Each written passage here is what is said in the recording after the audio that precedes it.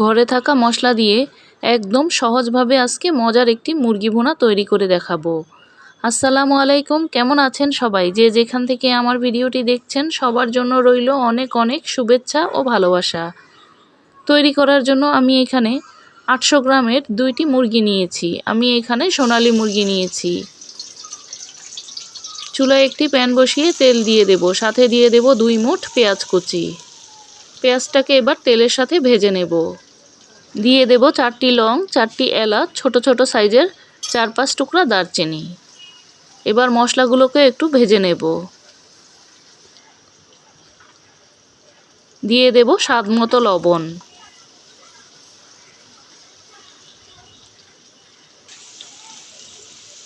পেঁয়াজটা যখন কিছুটা নরম হয়ে আসবে তখন দিয়ে দেব 2 টেবিল চামচ আদা বাটা,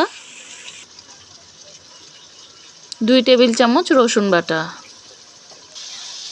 মশলাগুলোকে এবার তেলের সাথে ভেজে নেব যেন কাঁচা গন্ধটা না থাকে।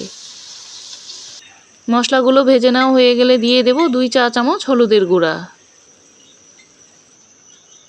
2 চা চামচ জিরার গুঁড়া, 2 চা চামচ ধনিয়ার গুঁড়া,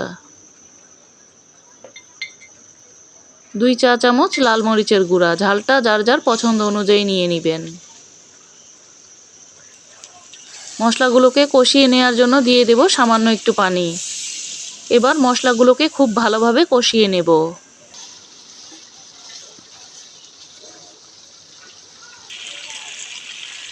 দিয়ে দেব আধা চা চামচ গরম মশলার গুঁড়া।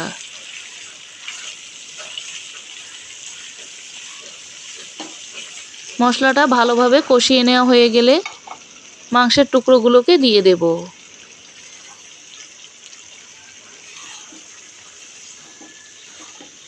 মাংসগুলোকে এবার মশলার সাথে খুব ভালোভাবে কষিয়ে নেব।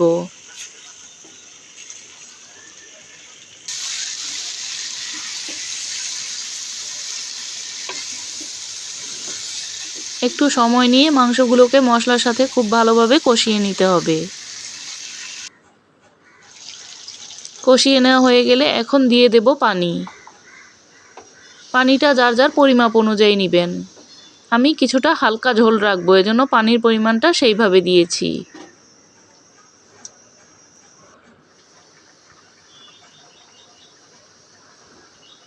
দিয়ে দেব 4টি কাঁচামরিচের ফালি। এবার কিছুক্ষণ রান্না করে নেব, মাঝে মাঝে একটু নাড়াচাড়া করে দেব।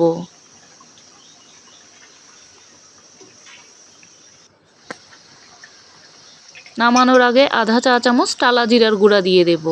এটা দিলে কিন্তু ফ্লেভারটা খুবই ভালো আসে। এবার খুব ভালোভাবে মিশিয়ে নেব।